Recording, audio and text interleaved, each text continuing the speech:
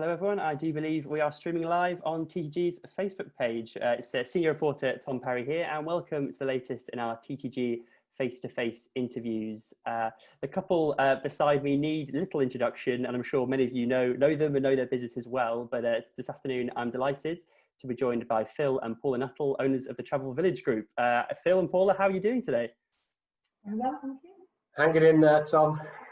That's the way. Well, it's a pleasure to have you both with us this afternoon. And anyone who's just tuning in to our face-to-face, please feel free to join the conversation, to add your comments and questions for Phil and Paula underneath, and I'll try my best to get to them. Really, I'm really looking forward to this conversation today. It's great to see you both. And yeah, I just wanted to probably easy or hard to sort of ask, how have the last 4 months been for you both?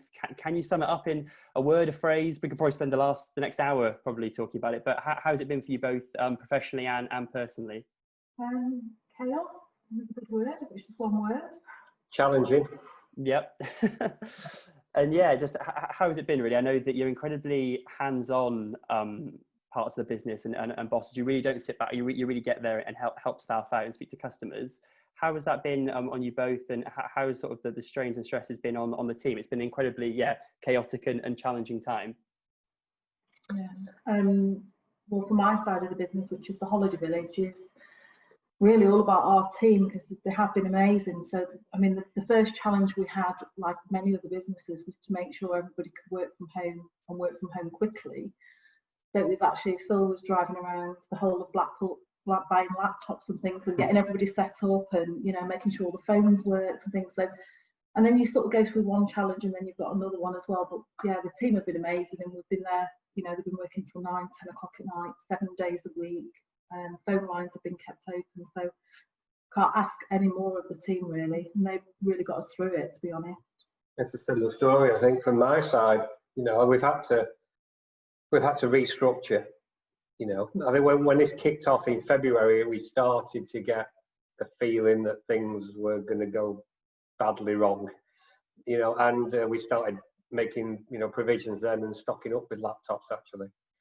But I think it's been a restructure of administration and the care team, as we call them.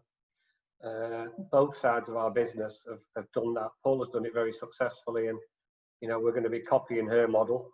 But putting the resource into the admin and the care teams has been probably the biggest problem in terms of financially, because we had a choice. We could either shut the shop down, in effect, make everybody furloughed, and that would have put even more pressure on the salespeople, which is unfair considering they're losing all the commissions. So we made the decision that our family business is where customer care comes first. So we did exactly that, and we put our hands in our pockets and kept everybody on. They won't thank us for it, but you're right, Tom. We both got our hands dirty, rolled our sleeves up, and got involved in those parts of the business. And more recently, I think we've been going in there, talking to them, finding out what their pressures are and how they're coping with dealing with the tour operators and the customers. And both Paula and myself, we've been making phone calls to clients regularly, trying to keep them happy and take the pressure off the team, because it's not easy. How that's a great point actually, in terms of investment in customer service from the get-go, because of the market forces and everything, the pressure that was happening. A lot of brands and a lot of companies had to pull back and had to furlough staff, and customer service lines weren't being answered and stuff like that. And that was some of the criticism that maybe consumers had of the industry, perhaps unfairly given the circumstances. But how did you find that investment on the customer service side helped to sort of keep up the brand and keep up that service that you guys offered? Did you find that customers were really thankful and really grateful of the investment you put in that? For my side of the business, and Phil's I'm sure as well, absolutely. Some customers were very difficult, and we've all had that. But actually, when you do start to explain, and you take the time to explain over the phone, so you're not just sending emails backwards and forwards. So we was picking up the phone to customers late in the evening, and actually trying to take that pressure off the care team, which ultimately takes the pressure off the homework, and they can then retain that customer, what it's all about, really. So yeah, you know, we put that investment in that time, and it's sort of paid off. I think customers, you know, they don't expect to get a call from the MD or the CEO or something like that. And I think if you recognise that, you know, that sort of wow factor, you've got it within your arsenal to use, and you know, you've got to do it. You know, you take the good times with the bad times. But I think if you lead by example, then you know you're going to have the team are going to back you 100%. And I think that's the important thing. It's all right saying things, but when it comes to the crunch, you know, are you going to be there? Are you prepared to take that call and ring that customer back? You know, we do it from our cars. You know, we're here, there, and everywhere, and we get a message. Yeah, okay, I'll ring them. Get in the car. First thing you do is call the customer. You know, and when you explain to them and are honest with them, you know, and I think more recently where we've seen certainly in the cruise sector, there's been real delays in some areas in getting those refunds to customers. You know, we've had to speak to them. You know, we've had to basically say it isn't our fault. You know, but we're in the same position as you, and I can't give you an answer that you're looking for. You know, and if you're honest with them, then you know, you can have that. You know, build that relationship with them, and you can you get through. You know, you do get through, and on the whole, you know, customers then accept it. Don't like it, but they accept it. But they understand it. Yeah, it's that relatability, isn't it? You know, you guys as business owners and agents, and them as customers. I just wanted to ask sort of where the group was now. We've had travel corridors, you know, helpful, not helpful. We've had cruise FCO advice. We've had Spain FCO advice. Goodness me. In terms of different parts of the business, from Paula's homeworking side to the agency to the cruise side, Phil, kind of where are we at now in terms of business? Are some areas performing better than others, just naturally because of that suits the situation, or kind of where are we at? It's probably hard to say. I can see the look on your face. It's very hard to process. No, I'm laughing. I'm laughing because it's normally Paula who gets it in the neck. So, you know, because we've sort of accepted that that's it, cruises aren't going. So, you know, we just get on with the day-to-day. Where's the refunds? Where's the future cruise credits? Where's the paperwork? And, you know, try and get some business in for next year.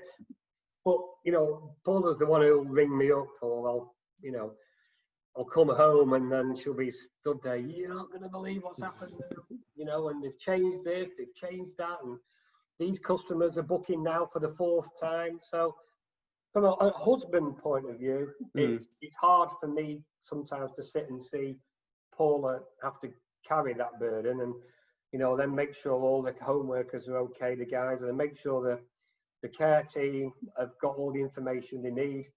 And the worry of seeing her, she worries about missing something.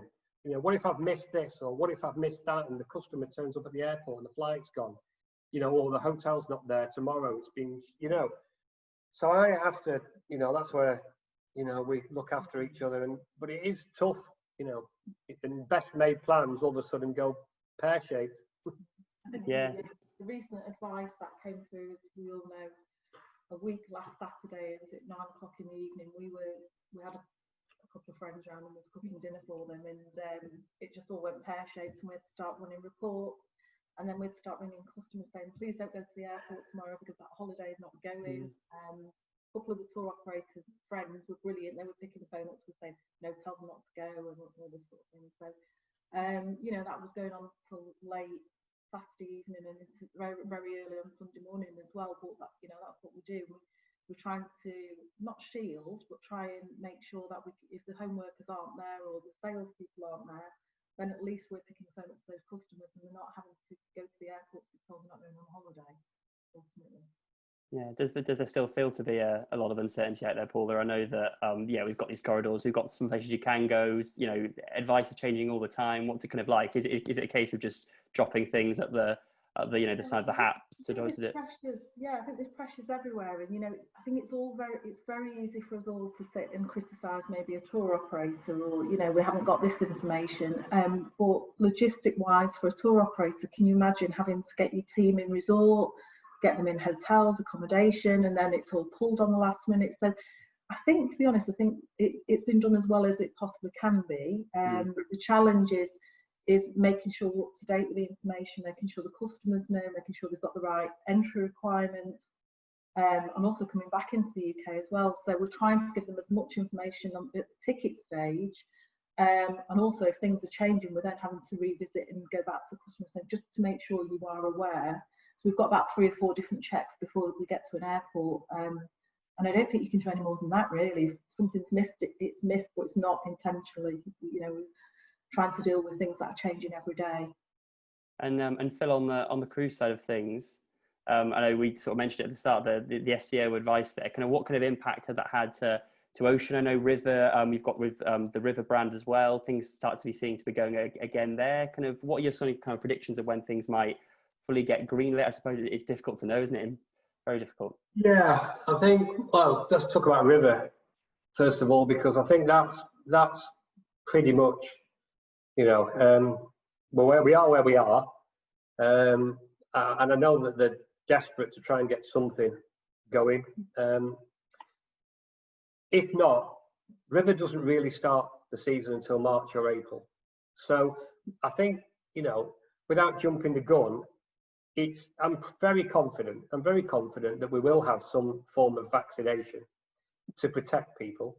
And I think once that's announced, then, you know, it's full steam ahead, you know, and I think we should get a full River season in next year. I've no reason to believe that won't happen, and, you know, crikey, we have to have that hope, and I'm confident that I can be. Ocean, on the other hand, that's a different kettle of fish. You know, I think my big concern is North America. You know, there's such a big program out of North America, certainly in the winter, the Caribbean.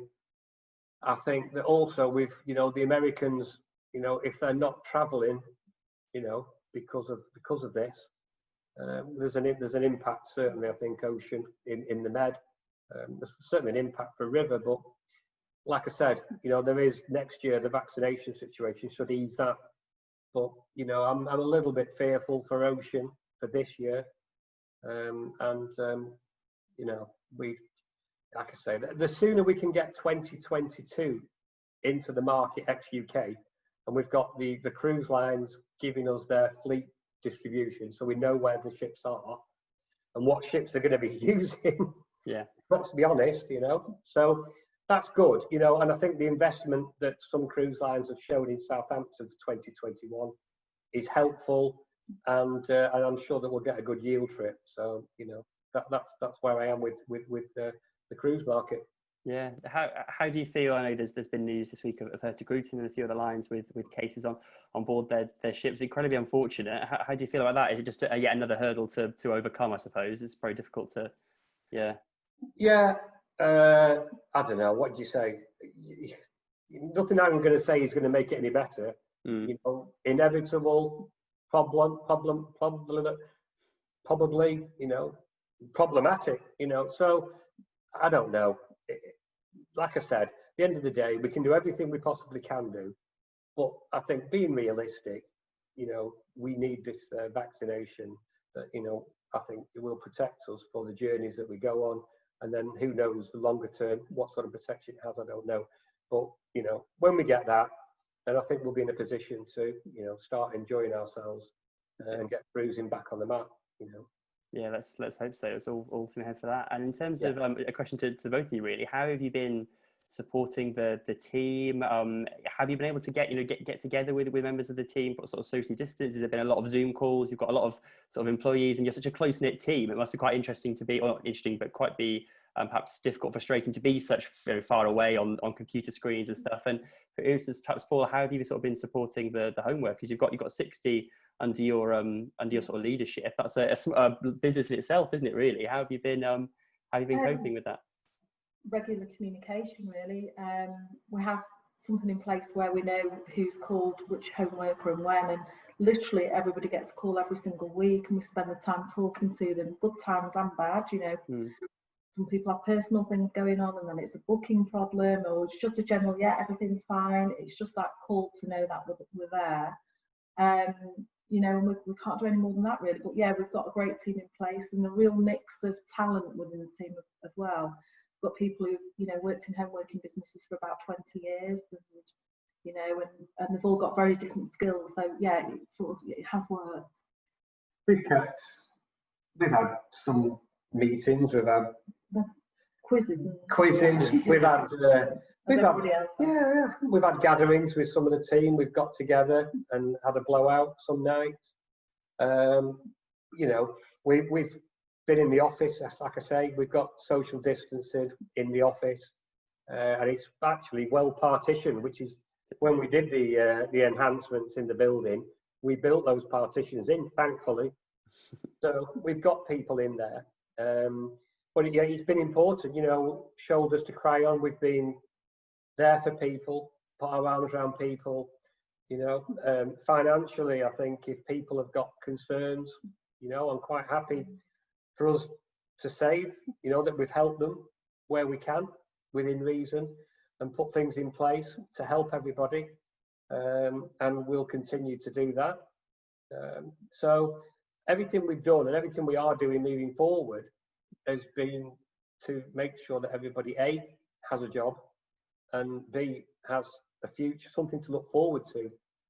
You know, let's be realistic. It's grim at the moment in many areas, but you know, we want to instill that belief in people that there's a great business here, and that they are good people, and you know, we will get there. The industry will get there. So it's been challenging, hasn't it? And it's soul destroying. You know, our guys aren't unique in the market, but it's soul destroying for the self-employed home workers who have worked possibly for a year to lose all that business, or a large percentage of that business, and their income, and you know, the worry, financial worry, and the stress is sometimes it's just too much.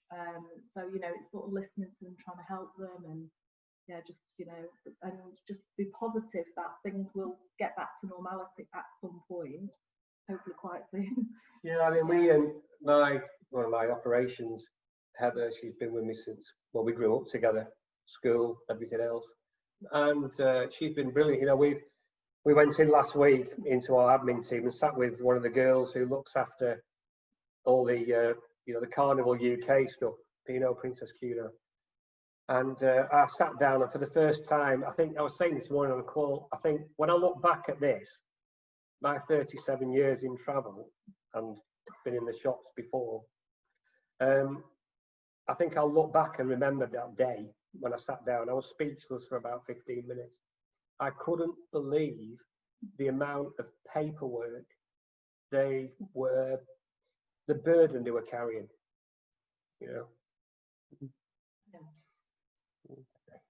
Oh, well, you can see the pride and you know, pride for the staff there. Yeah, it's incredible. Thanks, Phil. And in terms of, you said, I think you mentioned it, Paula and Phil, sort of the financial help as well. Is that a case of sort of case by case basis to help your staff? I know that it's such a family run business, and you do treat everyone like a family, really. Has that sort of been a case of jumping in to help them? I think that's what makes it so hard, that we do care about everybody, from the guys who are in the office to all the people who are at home. You know, let's put it right, if we haven't got these guys selling at home, we haven't got a business. So they're hugely important. So you know, to suddenly say, right, okay, well, we're taking all this money back, and we're taking it back now or the next 2 months, you can't do that. You can't. So it's working individually with everybody individually to say, you know, what are your circumstances, what do you need every month? Let's work it out over X amount of months if we can. If not, we'll do this. So it's there's no one size fits all. It's working with everybody individually, and that's the right and ethical thing to do, because you can't leave people with no money. Yeah. It's not their fault ultimately, is it? It's tough, you know. The government, you know, try not to say that you want to single out travel as being special when you see what's going on and what other people are going through. But you know, I'm in this industry with Paula, you, and thousands of other people. It's been absolutely decimated beyond recognition. And you know, if government really need to look, you know, if we're paying all these people to answer the phones, to talk to customers throughout this COVID, you know, we need the government to be giving us cash grants. You know, £10,000, we burned that in a day. You know, and what do? You know, do we, like I said at the beginning, You know, we can't just turn our back on the people and on the customers. You can't do it. We just can't do it. That's not the way we tick. You know, it's not the way we roll. And the government needs to look at us. You know, we should be able to have all our administration and finance people on furlough. And actually, the government should look at it now and say, right, we should be able to put those people on furlough with immediate effect, or from 1st of September through to 31 January. Every one of them, to keep this industry going through the winter. And, you know, because it's going to be really tough for people, you know. So, you know, when we're not out of the woods, anybody at the moment, the industry is not out of the woods, and the industry has got a lot of pain to come. And government need to sit back now, and we need to get people like you, the media, you know, ABTA, really starting to look at this and pushing this forward, so that we've got some support and some financial support to help us keep these businesses open and communicating and talking to the customers through some very tough times ahead. And that's not even been discussed yet. Yeah. Well, that needs to be on the radar. And I think that's why TTG took on our Save Travel campaign. I know Phil, you both added your support to it. I just wanted to ask sort of what that meant to you. Clearly, it means that, you know, last summer we were celebrating the 60th anniversary of the company, and it was such a fantastic occasion. And obviously, times have changed now for everyone. I just wanted to ask, sort of, get your thoughts really what that supporting the Save Travel campaign and getting that specific financial support for travel meant for you both, really. Obviously, it's travel's your life, isn't it? And it's you want to look after it and want to protect it. Yeah, I think it's so important for everybody globally, isn't it? It's not just the UK. It's not just travel agents. It's globally. You know, you've got.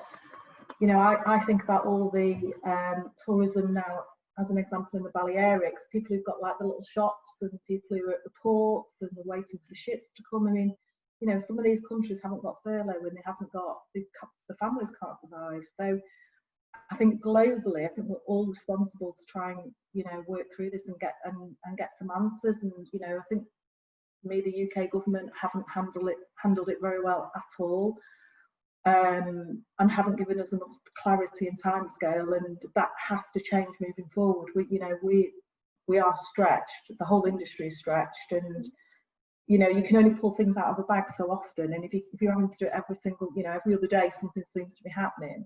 There needs to be more clarity, and they need to be talking to the airlines, and they need to be talking to the tour operators.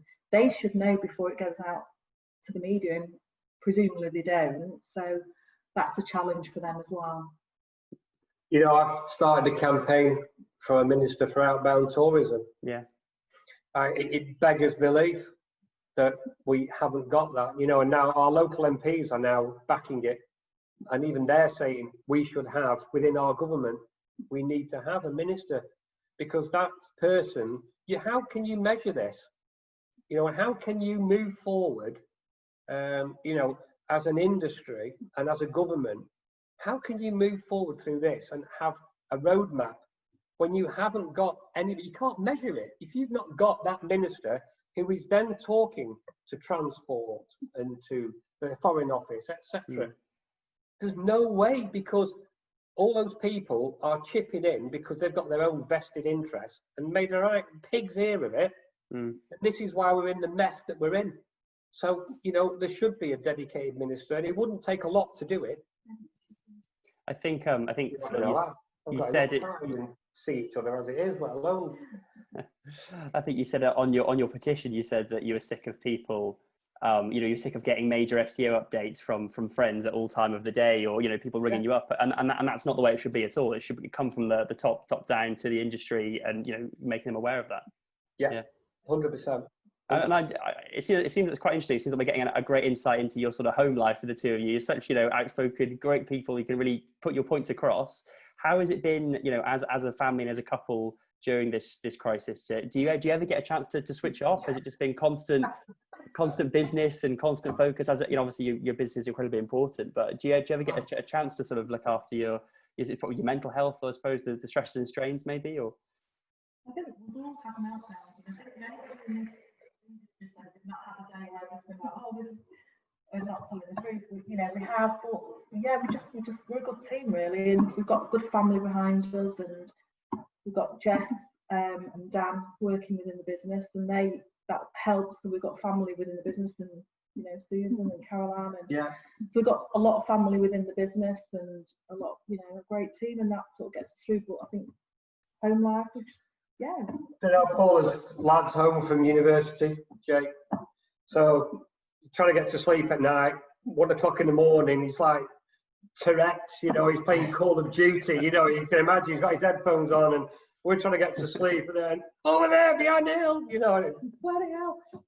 And you've got grandchildren coming in and running around, and they're young, and he's trying to fit the family in, and then when they come round, the phone's ringing. So yeah, it's not nice, because they want your time, and we want to spend time with them, and we have sleepovers with, Alfie comes and has a sleepover, and Grandad, will you come and play football in the street? And I'm on the phone talking to somebody, I'll be with you in a minute, and he's pulling your arm, and that's the real side that I think that, we're not dissimilar to loads of other families in the travel industry, and it's that realness, where it impacts on your family life.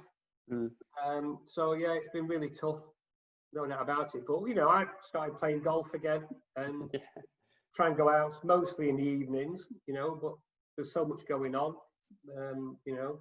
Paula nip off to bingo with the girls. But we just really do these sort of things. Yeah, just do these sort of things, don't we? Just normal things, and just to, I don't know, get away from it. Yeah. And I suppose maybe moving on to slightly looking ahead, and I know you're very forward thinking and always looking at the next opportunity. I suppose, Paula, in terms of the home working side, I know there's been obviously there's been a huge amount of job losses for many companies across the industry, but the home working side seems to be really buoyant and lots of opportunities. And how are you finding it? Are you sort of on the recruitment drive at the moment? Have you taken people on who've been made redundant at all? Or? Absolutely, we are. We're not about a numbers game. We've been there and been there previously in my career. It's about finding the right people who are really, really serious about having their own business from home, and actually get really excited about that. And if so, then I do believe we're the right people for them, the right business, I should say. I do believe moving forward that customers are not going to want to just book a holiday 9 to 5 anymore. I think travel's completely changed.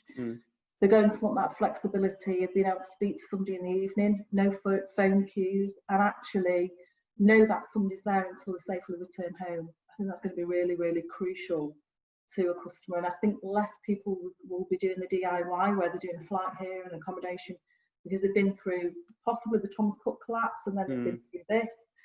So actually, I think for moving forward, I think if everybody can just stay positive and think that there is light at the end of the tunnel, that's going to be it. The clients are going to want to come back and book with a travel agent.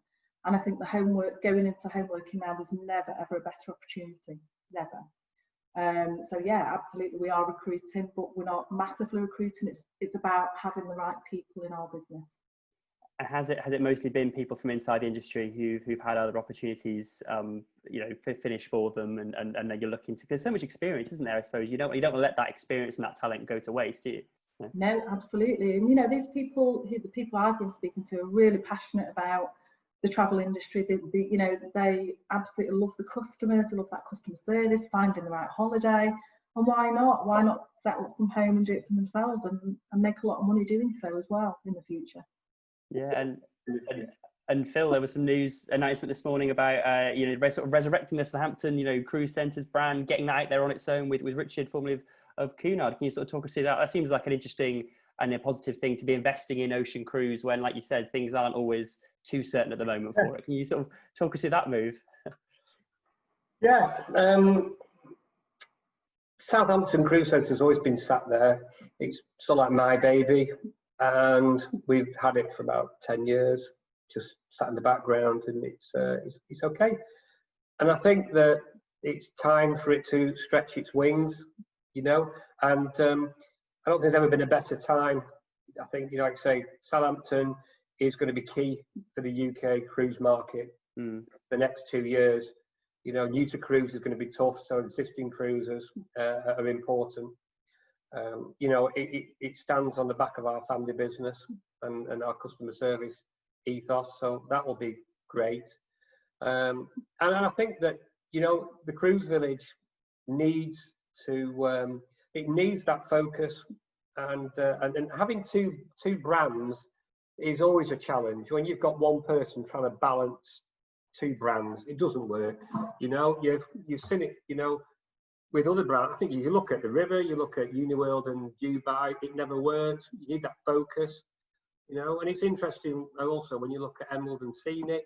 You know, Emerald came along, and you know, you bring in the brand managers, and Dave Winterton's taken that to a great position, you know, in Emerald. And so you see that if you put that focus into a brand, which is what we've now done, then I think they you know, there's a real opportunity there. I think they'll go on and do extremely well. And Richard was a bit of a no-brainer, really. He's worked, you know, in the past in the retail. He's worked as an agent. He's worked in the marketing side, and he's, you know, he understands the ships, and he's worked as a tour operator.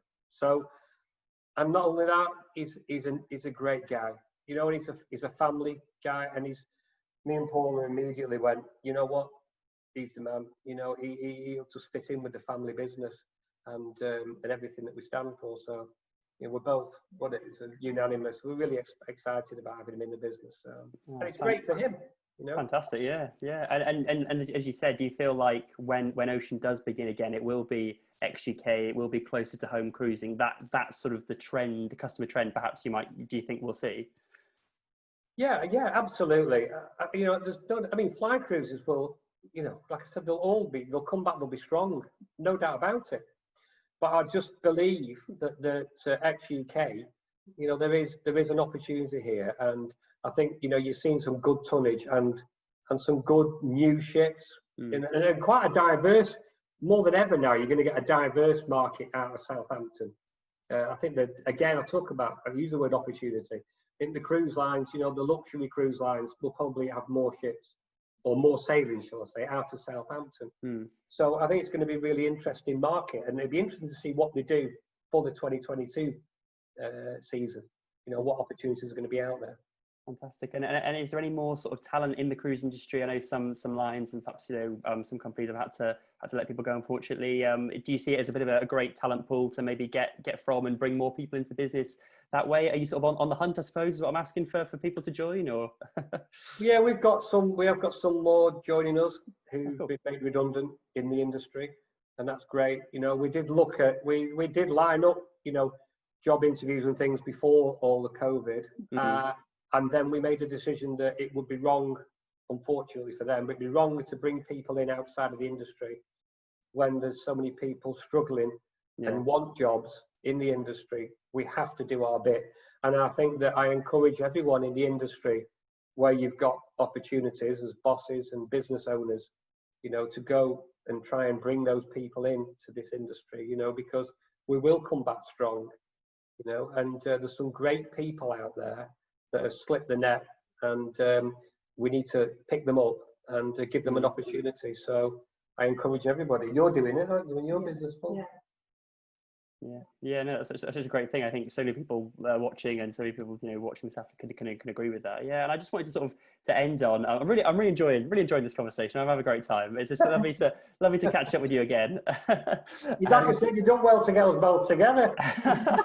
I know, it's great. I know. Yeah. I think for anyone who's watching, Paula works upstairs. Phil works in the garden, doesn't he? In his shed. I think. We were talking about it earlier. And talking about families, I got my sister's just come up, and she lives down south, and she's.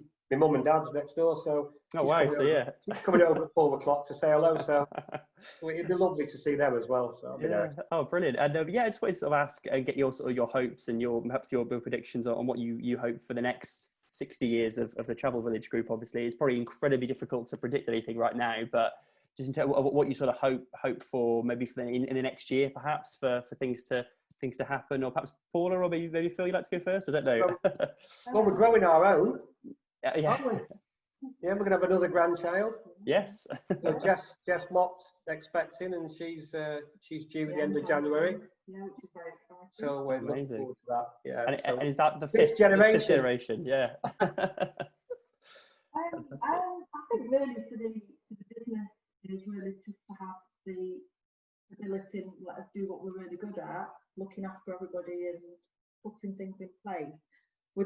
dramas of, you know, if you think about it, from September we've been through the Thomas Cook and then COVID. Yeah. So it's been absolutely crazy and challenging, hasn't it? So I just think a little bit of stability and calmness. That's what I'm hoping for, and you know, to hopefully work with some really good people in the industry, and you know, and help them, nurture them to have a great business. Yeah. I think I want this normality, some sort of normality, to happen sooner.